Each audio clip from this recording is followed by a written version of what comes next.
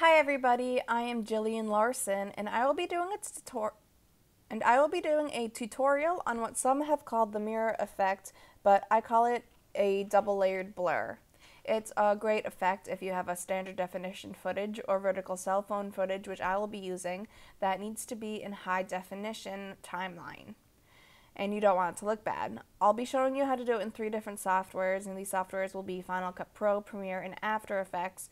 The concept is basically the same for all 3, so you can feel free to watch it and adjust to your own liking and use a different software if you would like.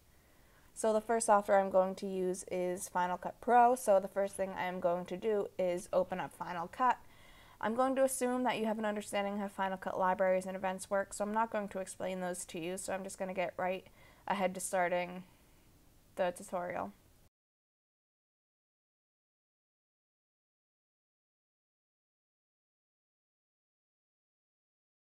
So I'm going to make sure my timeline is high definition, because if it's not, then this tutorial is useless. And then I'm going to name my project tutorial because this is a tutorial.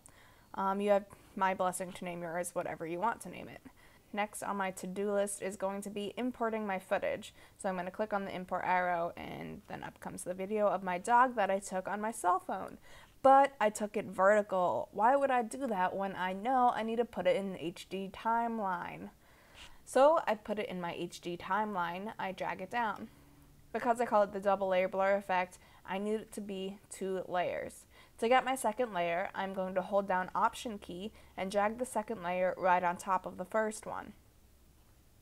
Once I have my 2 layers on top of each other, the first thing I want to do is get rid of the volume on the bottom layer to avoid any echo. To do this, I drag my volume down to infinity. Once I'm done with this, I can get started with the effect. So I'll go up to my inspector and go straight to the transformation subgroup.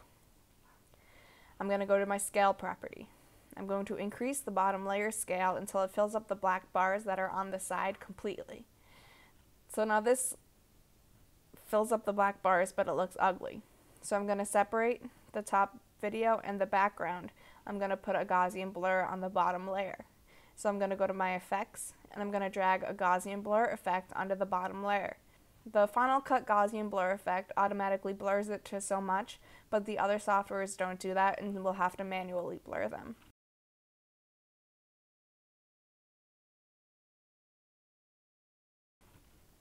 To add an extra pizzazz, I'm going to put a drop shadow on my top layer so it doesn't feel left out. So now I have vertical cell phone footage on an HD timeline and it doesn't look ugly. Let's move on to Premiere. First thing we're going to do is open up Premiere.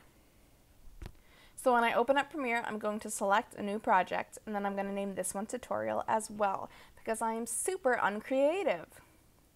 To import my footage, I'm going to use the same footage of my dog. I'm just going to drag it into my project window. Then I will drag this footage of my dog into the sequence window to make a new sequence.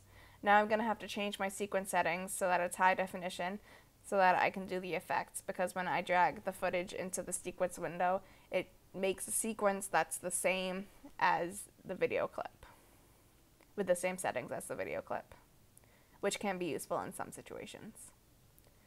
So now that my dog is in a video that is the wrong size timeline and whatnot, we can do our effect. So first what we're going to have to do is scale it down. So in Premiere, I have to go to my effect control window. So now I have to go to my motion subgroup and I can use this number 100 as a slider. The biggest difference between Premiere and Final Cut is that Premiere has video tracks. So right now I'm going to have to raise my top video to V2, then I'm going to open up my original video in my source view, select video only, and drag that down to the first video track. That's V1. This eliminates the audio and I don't have to worry about lowering the sound of the bottom video or forgetting that and resulting in echo.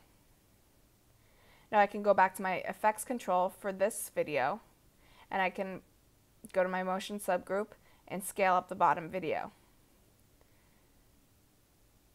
Now I'm going to go to my effects window, search for Gaussian blur, click and drag that onto my bottom video, my video track 1.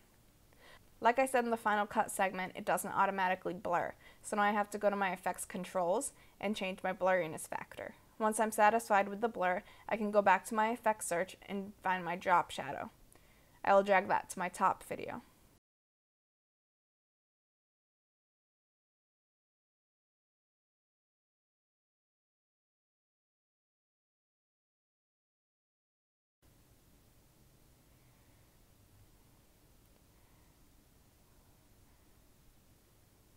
I can change these effects to my heart's desire, but what my heart truly desires is to use After Effects.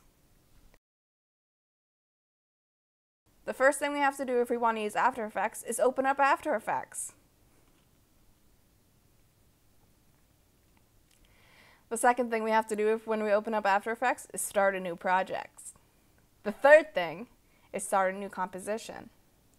The last used settings in here was 1920 by 1080, and that's fine, even though the other two in Final Cut and Premiere we used in this tutorial were 720. It doesn't really matter that much.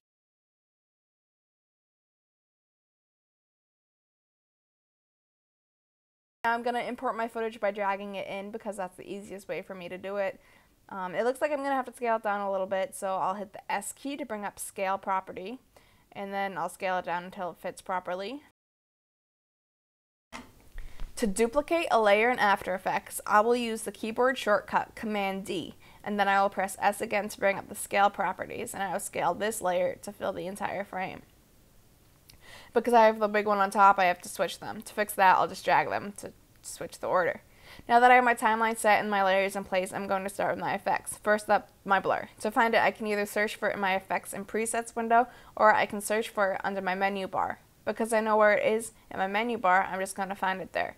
But first I need my layer selected. So I go to Effects, Blur and Sharpen, Gaussian Blur. Then I select my slider to blur it more or less. Just like in Premiere, it didn't automatically do it. As you can see around the edges it gets dark, so I'm going to have to scale this layer up just a little bit. Now it's time for the top layer to get the drop shadow, so I'm going to go up to Effects, Perspective, Drop Shadow. I can play around with these effects all I want. I can shorten my composition if I want to export it, which maybe I feel like actually doing. I think this one looks the best, and then I'm going to render it out. So thank you so much for watching. I hope you guys learned a thing or two. Let me know if you guys liked it or used it by commenting. Tweet me at JillianDollars with links to your videos. I'll let you know what I think about it if it looks good.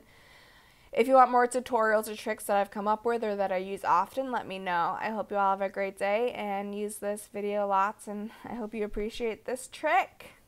Bye!